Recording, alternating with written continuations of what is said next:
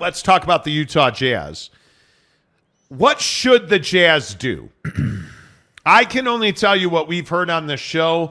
I've been telling you for several weeks the Jazz have been the most aggressive team in the NBA on the phones. They have been trying to make deals. We told you here on the show that Colin Sexton is available, and I think the Jazz would very much like to trade Colin Sexton because I think they are laser focused on a point guard. In this draft, I think the Jazz would love to trade up to the 4th spot. I think they'd love to swap picks with Houston. The question is, how much is Danny Ainge willing to give up to get there? And I think it's going to be incredibly expensive, and it's probably not worth what you're going to have to give up. You're going to have to give up multiple first-round picks to get there. I think you are probably going to have to give up a player to get there as well. And I just don't know that the Jazz are willing to do that. That player that I think they would give up, I think they would love to trade Colin Sexton.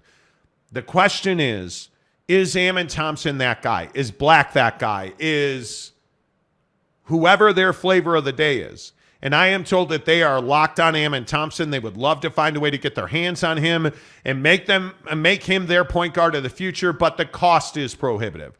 There is no question about that. And Jake, I guess the question is, how much are you willing to give up to get to the 4th spot? Yeah, I'm willing to give up a pretty good amount. I think that this is where you can't take any chances. I mean, we can all sit here and say, yeah, we'll sit at 9, and you know, a guy, again, everyone's common thought is like Taylor Hendricks, you know, is who the Jazz really want to, you know, get into at 9th overall. But my logic here, if I'm Danny Ainge in this draft, is we as an organization need a point guard. There's just no question about that. Mike Conley was kind of your point guard that was initiate your offense guy, but he struggled with injury. Now that was this past year, Jordan Clarkson and Colin Sexton, but Colin Sexton was hurt. And now it's said that Colin Sexton is on the trade block, and Colin Sexton really hasn't lived up to it. And the long and short of it just simply is that Colin Sexton is not a franchise-leading starting point guard. He's just not, and that's okay. That doesn't make him a bad guy. He's just not that guy. So in this draft, when I'm looking at names like Scoot Henderson, you know, the Thompson twins, you know, I'd even be okay with not that Cam Whitmore's a point guard, but if he was available and you like him, I would even be okay with that pick. But I just think there's no reason not to trade up in this draft. There is too much talent. There is too much quality here. And I think if you don't trade up in this draft, I don't know why you tore the organization down. I don't know why. I don't know why you traded Ruding and Don. You moved on from a team that was a playoff team every year. Why did you do that if you're not going to trade up and you're not going to go hunting for the best player that you can possibly get in this draft? Yeah, I totally agree. And I can tell you directly from sources inside the Utah Jazz and around the NBA, the Jazz have had conversations around the 4, 5, 6 spots in the draft. They are trying to get up to those levels. The question is, you have 9 and 16. Really, it is those 2 picks that we're talking about. Houston's not going to give you the 4th pick if you give them the 9th and the 16th. That doesn't make a lot of sense for them to do that. I think they already have a deep young roster. But the question is, when you look at Amen Thompson, and for my money, the value in Amen Thompson is that vision, that court vision. Are you worried about his jump shot? Well, yeah, of course you're worried about his jump shot. But most NBA general managers and most NBA coaches will tell you they can fix a guy's jump shot. The question is, if Amen Thompson comes into your locker room right now, he is very clearly your best point guard option. There is no doubt about that. And I think when it comes to Colin Sexton, I don't think it's an on-court performance issue. I don't think that's the reason the Jazz want to trade him. I think they want to trade him because he just isn't the guy that fits into what their dynamic is. I think he wants to be a starting point guard in the NBA. I don't think the Jazz want him to be their every night point guard. They just don't. I think he would not be comfortable as a first guard off the bench. And he's good enough, by the way, let's make something very clear. You look at Colin Sexton, he is good enough to play as a number 1 point guard on pretty much every team in this league, with the exception of about 5 championship caliber teams. There's no doubt he can play in this league. I think the questions around Colin Sexton are his mentality and his style of game fitting into Will Hardy's system. And I think both of those are misfits for the Utah Jazz. They paid dearly to figure that out, but that doesn't mean that he doesn't have value around this league. And I think they would love nothing more than to flip him and 2 draft picks and get up to the 4 or 5 or 6 spot. Are they willing to do that? We'll see. Are they going to be able to do that? I think they're going to be able to make a deal. It's simply a matter of who's the willing dance partner. Because you look at the clubs that are in the 4, 5, 6 spot, I think the most logical dance partner is very clearly Detroit. They have a history of making trades. I know that Danny communicates with Detroit on a regular basis. And I look at the fact that you're in the 5 spot here. Detroit has wild aspirations of getting out of the top 10 of the draft. They want to trade down. They have worked to trade down. The Jazz have worked to trade up. Mm-hmm. It's a natural fit for the Jazz and the Pistons to make a trade for that 5th spot. The question is Amen Thompson or your point guard of choice going to be there? And I think the answer is very clearly he is. Amen Thompson, he's not there. Anthony Black will absolutely be there at 5. It makes no sense that anybody above Orlando would pick Anthony Black. Now, I would tell you how I think these first 3 picks are going to go. Shocker, Victor Wembanyama is going to San Antonio, number 1. I think when you look at the 2nd spot, I actually think it's Brandon Miller going to Charlotte. I don't think it makes a whole lot of sense to bring Scoot Henderson into Charlotte and have 2 very young players that need a lot of maturing. Because, again, I think one of the more interesting parts about Charlotte is LaMelo Ball is not a mature player. He's not a mature person, and he's not a mature player yet. Right. Brandon Miller, for everything that he's run into off the court in Tuscaloosa, he's a mature player. And the other thing that he is he's a guy who can knock down the jump shot from the 3 and from the mid-range in the NBA. And what is that going to do? That is going to boost LaMelo Ball's game. That's going to boost his stats. I think Brandon Miller's the better fit there. Now, we've heard all kinds of wild rumors about the fact that they're choosing between Scoot and Brandon, and I think it's got to be Brandon Miller. I just think he makes too much sense. Yeah, there. I mean, I think that's a great point. I think that, the LaMelo Ball situation is definitely fluid. I mean, you can't count on him. There's no doubt about that. But he's a lovely talent when he's out there. No question. So, to me, on one hand, totally understand why Brandon Miller makes sense. I think on another hand, if I'm Charlotte, I got to seriously consider, how much injury mitigation we need to be doing with LaMelo Ball. Because, again, if you go the Brandon Miller route, the injuries with LaMelo Ball are still going to continue to be a factor. So if in Charlotte's mind, they're saying, hey, if LaMelo's going to be out all the time, maybe it is the right thing to take Scoot because maybe Scoot ends up being the guy and we just got to move on from LaMelo. No, I'm not saying they're saying to themselves, hey, we need to move on right now, but you can just kind of see the progression, right? With like Lonzo's situation, his career is essentially over. Hey, we've got another Ball brother that's got great talent, but is hurt a lot. Like he's hurt a lot. A lot. And now he's a guy that, in my opinion, hasn't had the major off-the-court scandal yet, but is 5 minutes and a cup of coffee from having one. And if I'm them, I would not blame them for taking Scoot. I agree Brandon Miller's probably the better path at this stage, but I wouldn't blame them or be surprised if they took Scoot. Well, and I also would remind you that they brought both guys in this week in Charlotte. I mean, they had Brandon and Scoot down there, I think it was Monday or Tuesday. And Scoot Henderson did very well in his on-court work out there. But I know that Brandon Miller and Michael Jordan got along famously. I know that Brandon's the player that from an X&O perspective, Brandon's the player they should take. Yeah. I think they're going to have a hard time making that decision. But from what I understand, it's Brandon. And I think number 4 and 5 are up in the air. If the Rockets make that pick, there's no doubt they're taking Amen Thompson. I don't have any doubt about that. I think if Detroit makes that pick, which would shock me, I think they're going to take Anthony Black. I think Orlando at that point is probably, that's interesting. They probably would wind up with a Ausar Thompson. But we'll see.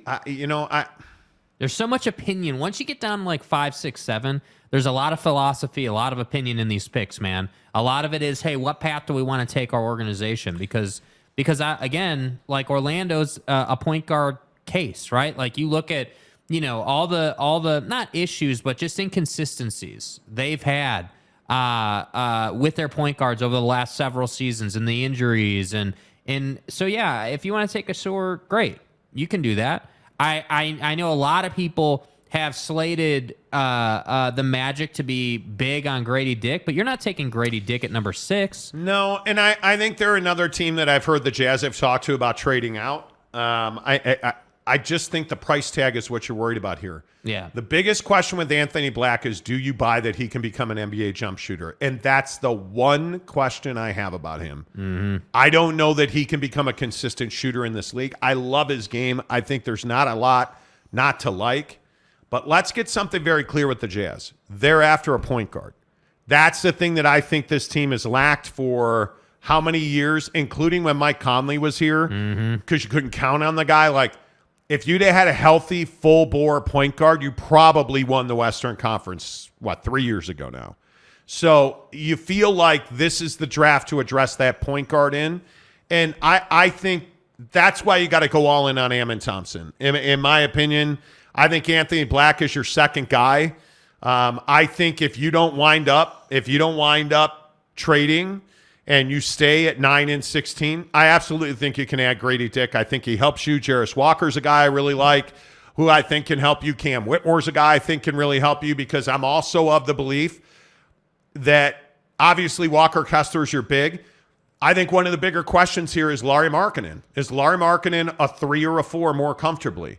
Does it matter? It probably doesn't matter, because in Will Hardy's system, you have a lot of movement, and really, I mean, if you get the very best out of this Utah Jazz team, Lauri Markkanen's probably a guy that can play with his back to the block a little bit, can really take the ball at the elbow, can come off of screens and shoot threes, certainly can run the floor. He's shown us that. Yeah. He's a guy that's got a nice power step and a swing through move. We saw that in Chicago last year with the dunk. Like, I don't know that it matters whether Lauri plays a 3 or a 4.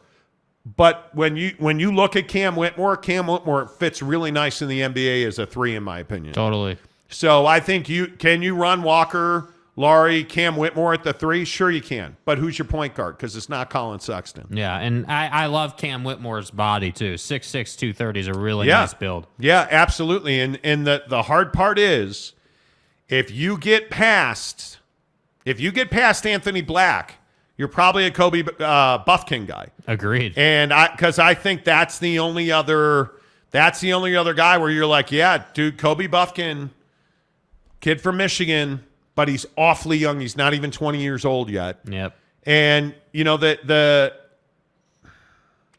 question for me is, if you are picking a guy like Kobe Buffkin, what are you expecting the upside to be? Because I think he's the problem is he's not a point guard and he's not a 2 guard. I think the problem is he fits right in the middle. Well, I think the question around development is really interesting, because Fizdale, the head of development, is not here anymore, right? Like, obviously, that move was made in the offseason. So, I think it's really interesting. I'm not saying that he was solely responsible for this organization's incredible development ability this season with guys like Walker Kessler and Ochai Agbaji, but I think you got to ask that question. I mean, again, when your head of development leaves, and I have no problem with him leaving. He's obviously pursuing his career, but I just wonder, how much does that change? What is the confidence level in taking a guy who is young and is clearly a build guy and turning that guy into an everyday contributor? That's a question. Yeah, I think it is. I think it's going to be very interesting, because you look at what the Jazz have in the future. There's some people who believe that they would rather trade that Minnesota unprotected pick. And the 2025 picks are interesting because they're Cleveland and Minnesota both unprotected. Right. And the question is, which one of those rosters has the higher upside? I mean, you have 3 first-round picks in 2025. And they're all unprotected at this point. So I think it's going to be really interesting to see exactly who the Jazz give up. But Dude, I think if you have any opportunity to get up to 4, 5, 6, and you can get your hands on Ammon Thompson or Anthony Black, I think you got to do that. I think That's what I'm saying. Ammon Thompson's a kid, dude. He's 20 years old, but I love his court vision.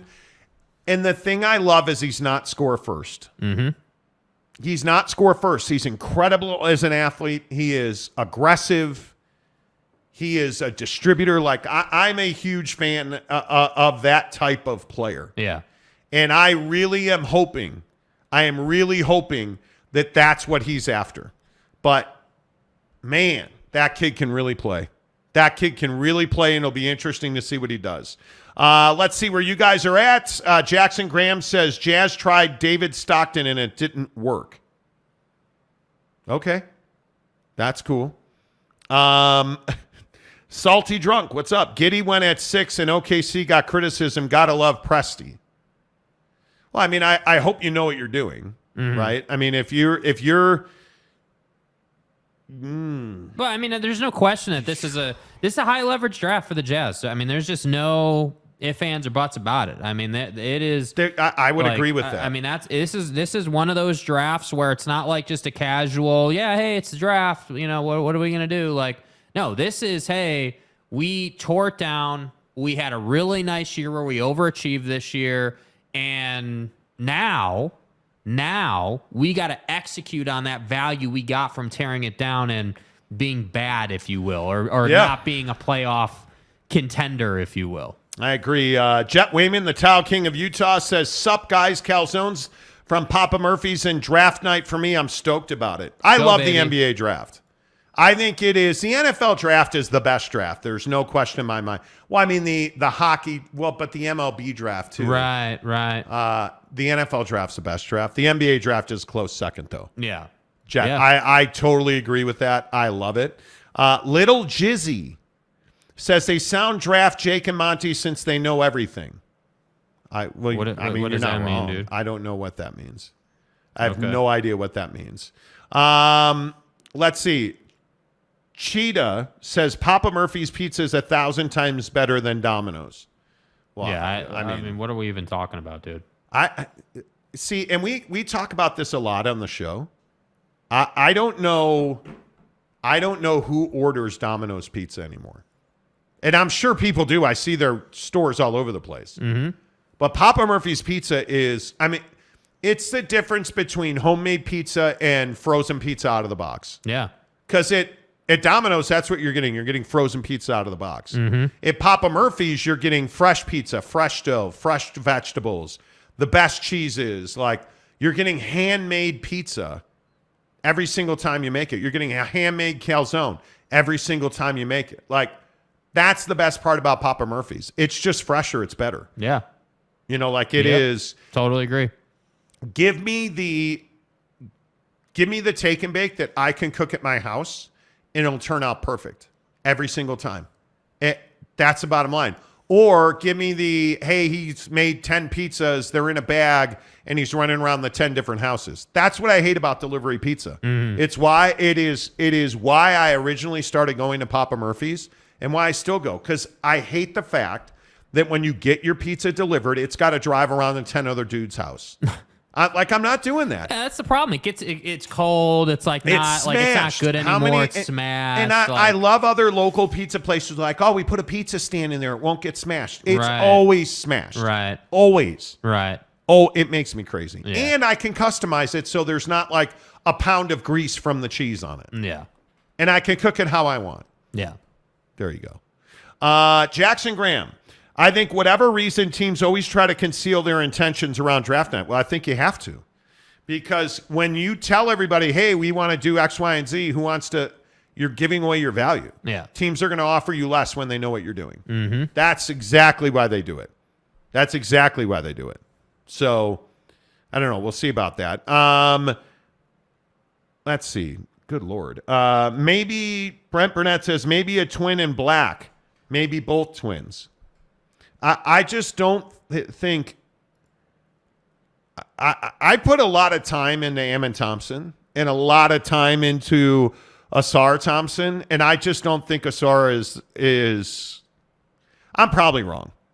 I just don't think he's the player that Ammon Thompson is. I think Ammon is just so athletic, so quick, has incredible vision. I believe he's going to develop, and I think I look at Asar and I just say he's going to be a great defensive player. There's no doubt about that. He's going to be a great fast break player. Mm-hmm. I just don't know that he's the guy that I want. I don't think he's a guy that he's much more of a project, in my opinion. And I'm not saying he's a bad player. I'm not saying that at all. I just think that when you look at Ammon, he's that guy that, dude, he's unbelievable. He's unbelievable. They're both athletic. They both got great size. Like, I look at Thompson. I think his wingspan is, I think he's got a huge wingspan. Yeah. But the question for me is he too reliant on his athleticism?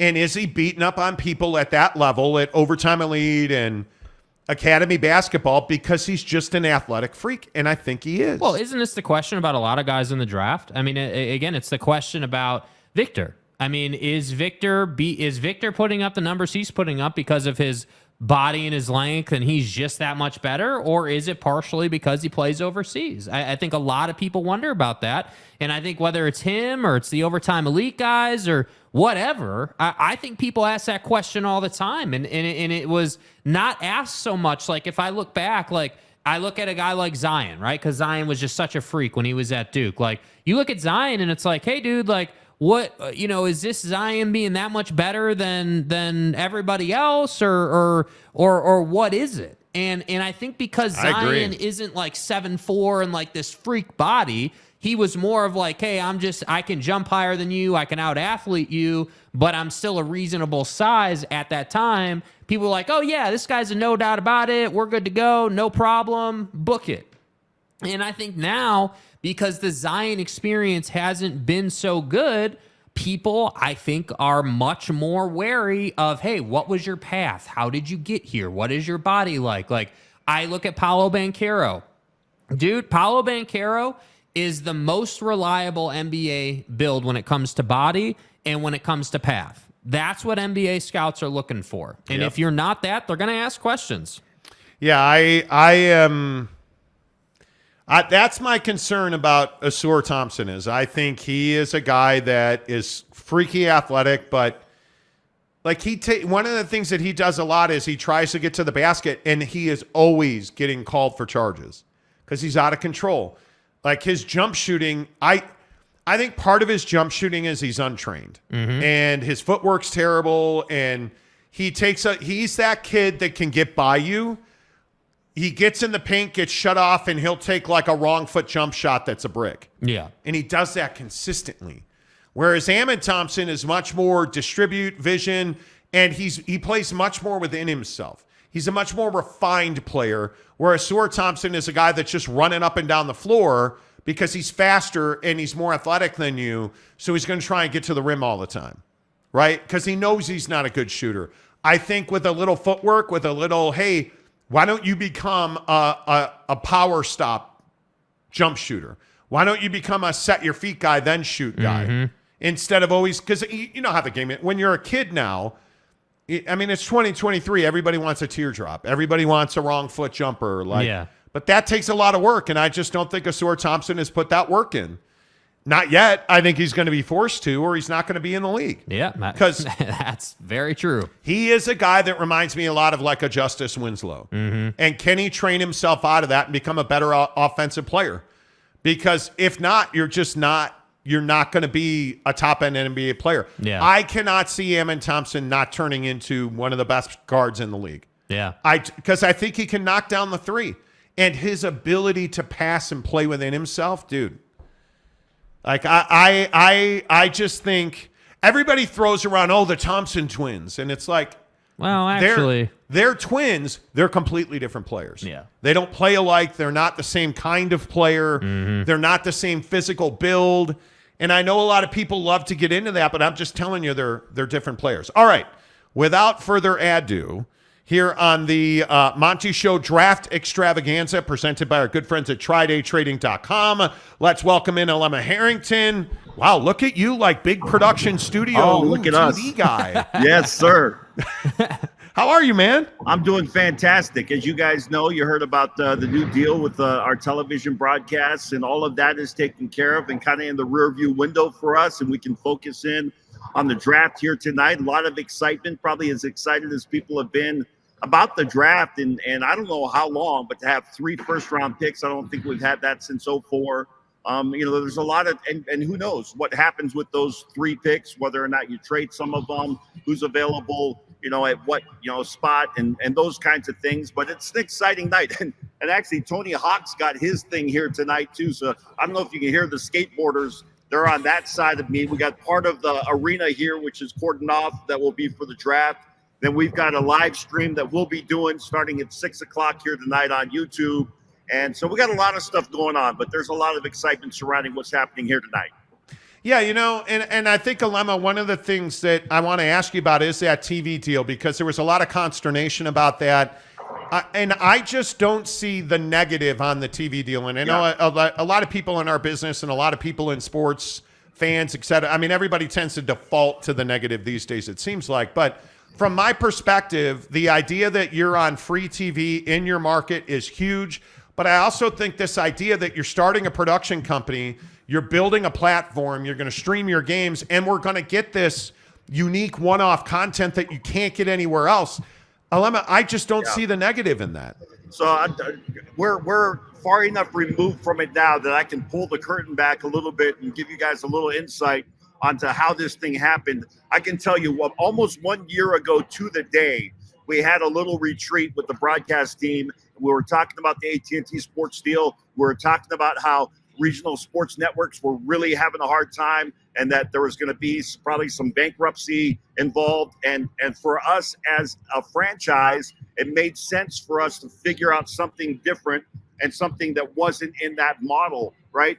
And as we're talking, Jim Olson was talking to our broadcast group, and he said, I really believe that the NBA is looking at Ryan Smith because of who he is as a businessman in the tech world, as the guy that's probably gonna create the new model. And that's exactly, I think, what is happening right before our eyes. To go back to local television over the air, we go from 39%, I think, coverage of people able to get your games on TV to now 100% in your market and beyond. The reach goes beyond that, obviously. And then to be able to have, as you were talking about, the one-off content, the things that we'll be able to do behind the scenes will be, I think, things that the rest of the league is going to look at, and they're going to say, okay, we are waiting for somebody to figure it out. That somebody is Ryan Smith and the Utah Jazz, and they've got this thing worked out. And I think you'll see a lot of different franchises following this model. So I think we're in a great place. And you mentioned that we're starting up a broadcast group, which the truth is we are one of the few in the market that has our own production team already. So all of our broadcasters, all of the cameras that are in this arena, the directors that are in the truck, all of those people in other circumstances would be working for Fox Sports Net or for a regional sports network, where in our situation, we all work for the franchise already. We are already in-house. So what we've done is taken that group and created the company, Sports Entertainment Group, and turned that into a media company on top of everything else that we do. But we didn't have to go out and figure out, okay, because other teams are going to have to do this. They're going to have to figure out how to bring things back in-house or in-house maybe for the first time, whereas we've had that situation, that luxury for a lot of years. Yeah, and I think that's a big deal. As we talked to Alema Harrington, thanks to our friends at TryDayTrading.com. I think that's a luxury that Ryan Smith brings, because the word in all of this is innovation. Because if we do the same things we've always done, as the saying goes, you get that same result. And I think when you look at the courage that it took to tear this roster down, and you look at the courage that it takes to Bring your TV deal back to your local market because you're not getting the paycheck that you were getting. Now, obviously, you're getting reach, and reach has always translated into revenue. But you look at innovation, Alema, I think it takes courage. And I think Ryan Smith is demonstrating courage through the leadership to go and do what he's doing and what you're talking about. I'll tell you, it's inspiring to be around what Ryan Smith is doing with this group. And we were on the broadcast call to let us know what was going to be happening. And so we got some of the information a little bit before the press conference that happened earlier in the week. And it was with Jim Olson and Caroline Klein, who is my boss. Jim Olson, of course, is the president. But then Ryan Smith ends up jumping into this meeting and took the lead on it and was able to give us kind of what's been going on and how much work has gone into this. This was no small undertaking to be able to pull this off, especially in the time frame that they had to try to get it done before the draft, try to get it done before Summer League, and then, get everything ready and organized for us to be able to get our games out when the season starts in October. So there's a lot of moving parts here, and there was a lot going on. And so, again, I think the word that comes to mind is inspiring to be around a guy that is as business savvy as Ryan Smith is, has a love for the game of basketball.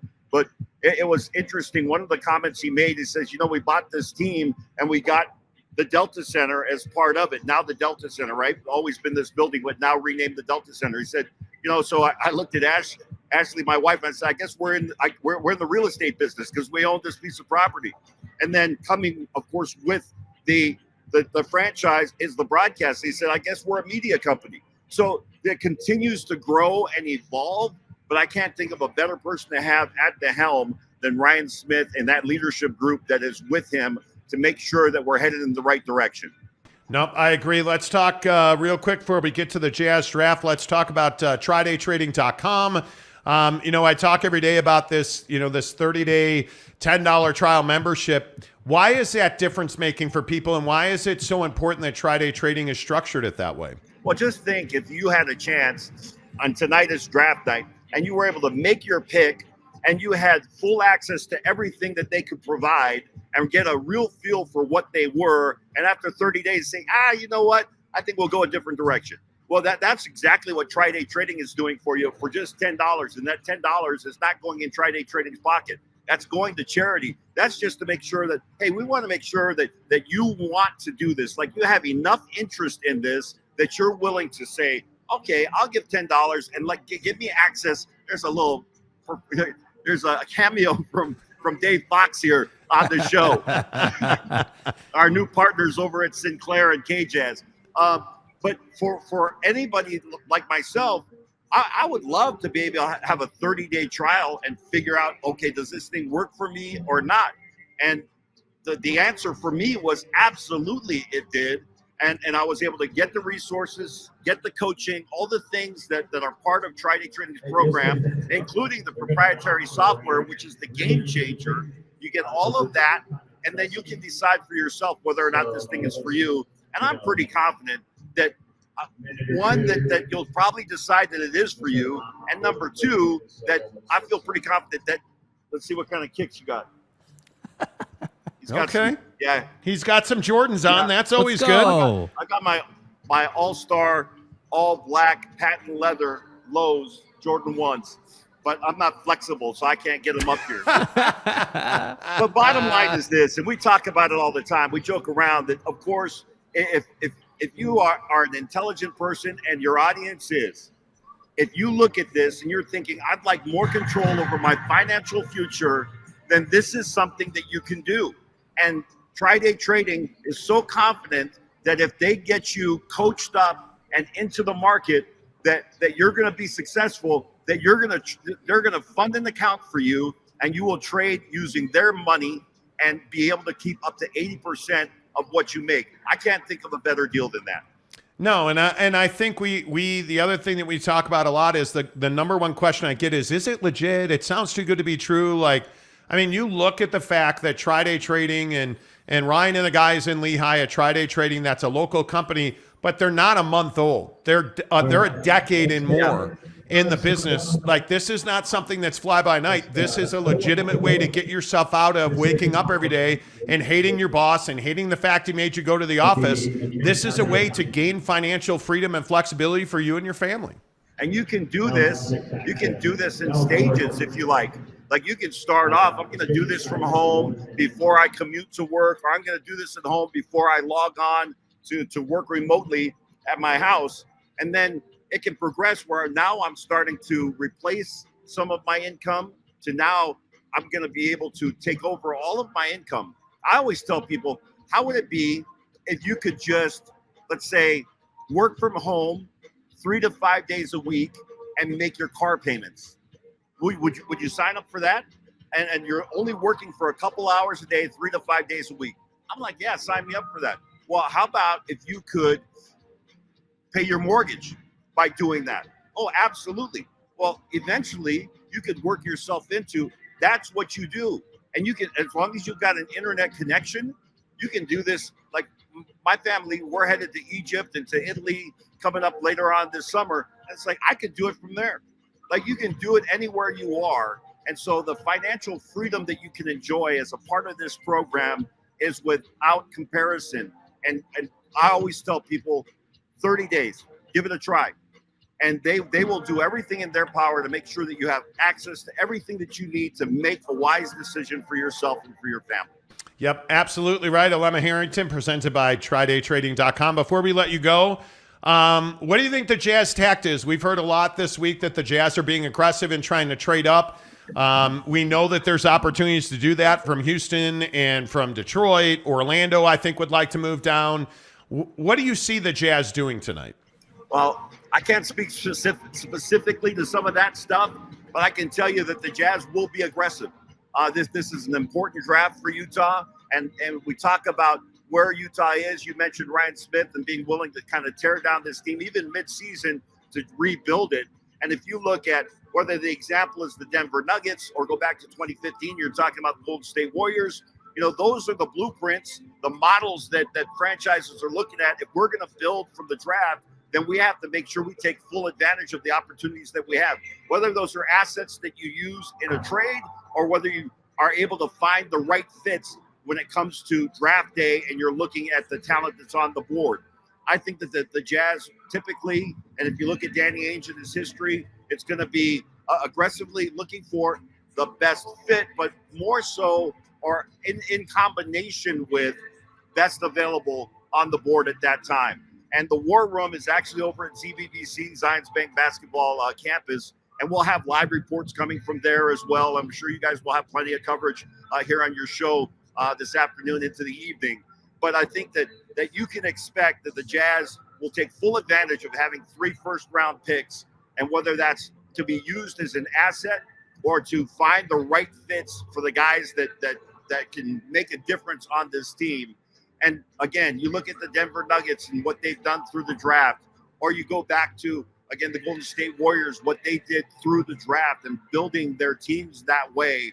And even Danny Ainge, if you look at the Boston Celtics and what he was able to develop there, that's, I think, going to be what you see here tonight, or the beginning of it. And it all starts, I still think that your head coach is important. If you look at the Denver Nuggets, or you look at the Golden State Warriors, and Denver, when they brought in Mike Malone, they went 3 years without going to the playoffs. And most coaches would get fired by then. But Denver was able to be patient. This for us is a weird place to be, because we actually have our own lottery pick because we didn't make the playoffs this year. We're not accustomed to that, but that's part of this process. So I think you take full advantage of those moments, whether it's 1 year, and I don't think it'll be, I think the Jazz make the playoffs this upcoming season. Yeah. But you take full advantage of those opportunities when you have them. Now listen, I know Tony Hawk and the half piper in the building. We can kind of see it in the background. I know you want to, but you can't drop into the half pipe, man. You got to stay off the skateboards tonight. Not anymore. I've retired from my skateboarding career. That is long gone. And I play some pickup football with my kids and basketball. And just so that they can, I'm like a blocking dummy out there, and they just whiz around me. I don't know, man. I don't believe you. I haven't seen you and Jazz Bear in the same room in a long time, so you can't convince me you're not in the uniform. I'm nowhere near that athletic. Nowhere near. Alema, always good to see you. Enjoy the draft tonight. Appreciate you hopping on the show. Thanks, guys. Always great being with you. There you go. Alema Harrington, TridayTrading.com. TridayTrading.com/Monty. You guys, you heard what he said. I mean, it's $10 for a 30-day membership. The guy's absolutely lights out when he tells you, hey, you can build the life you want in any way that you want. You want to keep your part-time job? I love what he said about, hey, you want to pay your mortgage? You want to, hey, are you trying to pay that car down? Are you trying to make your car payment every month? Maybe you're saving to buy that investment property. Maybe you need a second stream of income. Absolutely. TridayTrading.com has the program for you. Hook it up. TridayTrading.com/Monty. $10 charitable donation. Get that 30-day membership and then make a decision after 30 days. Because I'm telling you, it's absolutely the right way to go. Mm-hmm. How good's Alema Harrington, by the way? Hey, man. I mean, you have to expect, Alema's part of the organization. So, you can't divulge top secret classified information. But I like what he said. They're going to be aggressive. And I agree with that tact. And I think he makes a good point. Hey, maybe we haven't been championship contenders every year, but he's not wrong. The Jazz are typically a playoff team. And that's the truth. And I think, maybe it does feel a bit odd to have a lottery pick. But at the same time, you have a lottery pick. You got 3 in the first round. You've got a ton of assets in the next couple of seasons that you have to work with. And I think, again, I'm just going to keep saying it. There's no reason not to be really aggressive tonight. There's no reason not to move up inside of the top 6 and get the best guy available. I just think you have to do that. Yep, totally agree. Salty Drunk says Alema seems like such a good dude, the best dude. Absolutely. Brent Burnett says Jazz still should have went after Kristaps Porzingis? No. No, dude. No. You've got to stay on timeline. I think everybody, and I love that Jazz fans want them to go out and get every guy that gets traded. Kristaps Porzingis is expensive, and he's a risk. And he's the guy you go and get when Boston needs a guy to take them over the top. Mm-hmm. Kristaps Porzingis is your guy. When the Lakers need a guy to take them over the top, you go and you get after guys like that. Or Golden State needs a veteran presence. Go pay Chris Paul. You don't pay Kristaps Porzingis. You don't go and trade for Kristaps Porzingis and give up what essentially Boston had to give up and what Phoenix gave up to get Bradley Beal. You don't go and do that for guys that are not in your timeline. Yeah. Kristaps Porzingis is not on their timeline. Cheetah Cheeto says, I've been watching Alema since Show Me the Title in 97. Nice. There you go. Nice. Sam Lott says, so Brent, you're saying KP, Laurie, and Walker together? Yeah, no. That's not going to work either. I don't know what you do with that. Sam, I agree with you. Patrick Malone says, I hope the Jazz remember international fans with all the exclusive content on streaming. Hopefully the service is available internationally. Well, you're going to be able to pay for it. And that's the beautiful thing. Patrick is in Australia. Another Australia mate. So is Salty Drunk in Melbourne. Are in the house. Let's go. The Josh Giddies are in the house. Let's go. We have a lot of listeners in Australia. We do. And we've built quite the international contingent. On this show. Our good friends on the Pacific Rim. Including Australia, including the Philippines, including the Japanese. We love seeing you guys in Japan. Thank you for being here. Hey, guys. Big Dog O-Town says, I have direct stream. Who don't carry K-Jazz? Guess no jazz for me next year. Come on, Big Dog. Maybe you can go to Super Chicks on Riverdale Road in Ogden and hook it up. Cisbro. How good is the competition in Overtime Elite? Well, yeah, I mean, I think it's hit and miss. I mean, I think it's certainly, on par with, college basketball, if that's what you're asking. Certainly. Yeah. I mean, I think these are all kids or players, pros technically, who are NBA prospects. There's just no doubt about 16 to 20-year-old kids. Overtime Elite's based in Atlanta. And they travel around and compete, and it's owned by Overtime. And I mean, it's a good circuit. Yeah. It is a good circuit, but you really have to understand it's not the G League. And I think if you look at Scoot Henderson, If you look at LaMelo Ball going to Lithuania and then to Australia, Australia's become quite the fertile ground. Yeah. You look at the NBL in Australia, and I think it's, as James and Patrick Malone can tell you, professional basketball in Australia is a big deal. Yeah.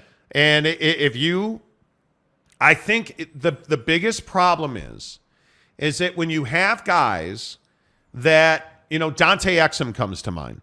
Dante Exum didn't want to go to college. He wanted to prep. And he never was asked to compete against people that were better than him. Mm-hmm.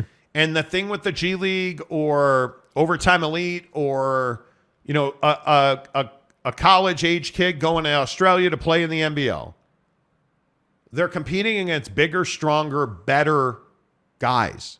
LaMelo Ball playing in Lithuania, he's talked about the fact that it absolutely prepared him to be a professional because he was playing against adults when he was 17 years old. Like that's what guys like Dante Exum never did. But what they did do, is get paid. And I think that's something you absolutely have to consider is that a lot of these kids are getting paychecks, but the question is, are they getting prepared to play NBA basketball? Yeah. And I don't know, man. I don't know. Let's see. Dominion Small says, I've watched Ammon and Azor highlights. They are unreal athletes, top tier. There's no doubt that those two dudes can really play. Yeah. But how polished is Ammon, though? When you watch their tape, and I'm with you, I've watched a ton of their tape. Yeah.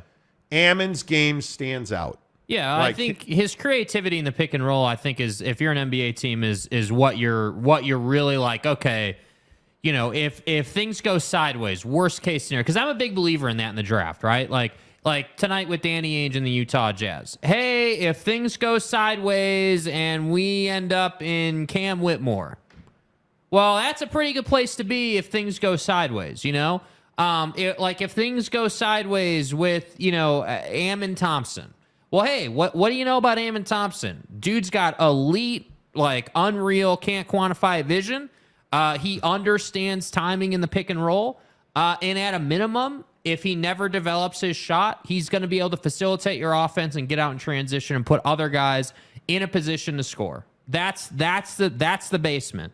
The ceiling is probably all-star guard for 10 years in a row. But to do that, you're going to have to figure out how to shoot the basketball reliably. I mean, that's just going to have to be something that he develops over the next couple of seasons. But again, this is why I say, look at Giannis. Giannis couldn't shoot a basketball. What did he have to do? Let me get this right. This cat had to build his body. Then he had to figure out how to shoot a basketball. Correct. And now he's where he is. So if he can do that, this kid can do it.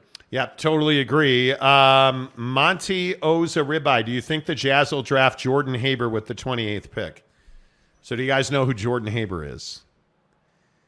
This, I think, is a trap question or trying to trick us. Jordan Haber's a law student who found a loophole in the NBA's new CBA that allowed him to apply and become eligible for draft status. And I believe he's never played basketball and doesn't want to play basketball. He just wanted to be cool and make a name for himself. And so he created a TikTok over it, and it's paid for his law school now. So, I think this was a trap question, but, Jet Wayman says, KP is way too injury prone. Definitely not a good fit in Utah and doesn't fit our timeline. I don't even worry about the injuries. He showed last year that he can play in as much as you want him to play. And he showed his games back. You go through a knee injury like he had, or you go through a broken leg like Stayward had, or, any of these dudes. It's going to take you 2 years to get back.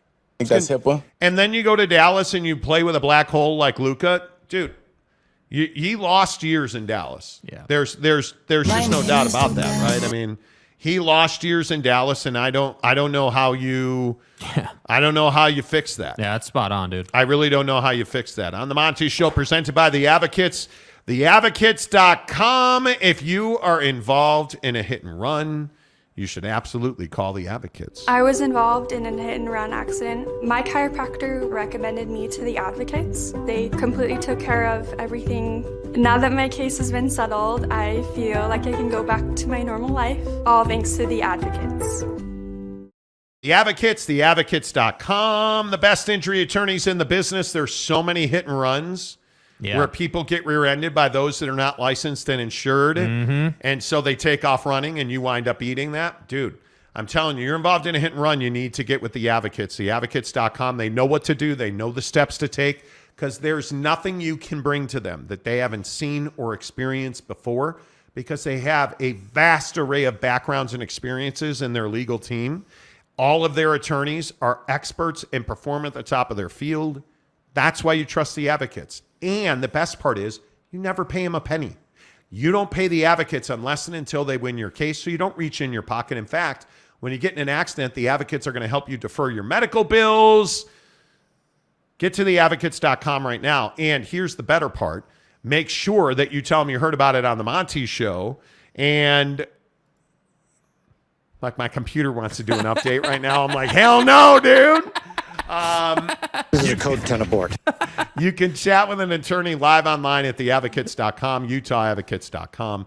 Make sure you tell them you heard about it on the Monty Show. All right. Jet Wayman gifted a Monty Show membership.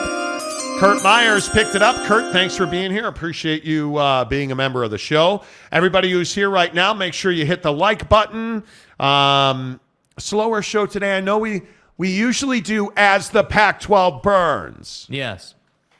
But I am thrilled that here we are in the third hour of the show, and we have not done a single college football story today. Yeah, it's been nice. It's been nice to talk basketball, man. It is absolutely. It's very nice. It's been nice to talk a little hoop. It's good to see everybody on the program today, including Greg Hawkins. What's up, Greg? Let's see. Jennifer Lastimosa. I probably got that wrong, Jennifer. If fifth pick costs Clarkson, Sexton, then be it, Jazz Nation. Well, Jordan Clarkson, I'm just saying. This Jordan Clarkson thing is perplexing. It is. Because, I go back to this issue with the Jazz where they didn't trade him at the deadline. And they had multiple offers for him. Could have had another first-round pick right now, and you didn't trade him. And it is just simply amazing to me that they did not move him. Yeah. I don't understand it. But, again, it could have been as simple as preference. It could have. I mean, there are a number of reasons why. I don't know why. It's probably pointless to speculate why. But ultimately, you didn't move this guy, and ultimately, it cost you draft capital that you could have used tonight. And again, I love Ryan Smith, and I say this all the time because I feel like we get unnecessary criticism about how we feel about Ryan Smith and what he's done. I think he's done a great job. I think the rebuild is going exactly how you'd want it to go. You overachieved last year. I love the Delta Center. I love the new TV deal. Like, I love where this organization's going. Absolutely. But with every great build, there are things to critique. And I think Jordan Clarkson is one of those unfortunate things that Ryan Smith didn't want to do, or whatever the case was. And now it's costing you draft capital, because I believe you could have traded him for a minimum second-round pick. Maybe you could have swindled your way into a first-round pick, a low-end first-round pick, So to me, that's why I think Jazz fans are talking about Jordan Clarkson tonight, because it's like, hey, you should have traded this guy. You should have, but you didn't. And maybe, I don't know. I hate being in situations, especially in the league, where it's like, hey, we could have done this and it would have got us that. And if we had that, we could have gone and got a better player.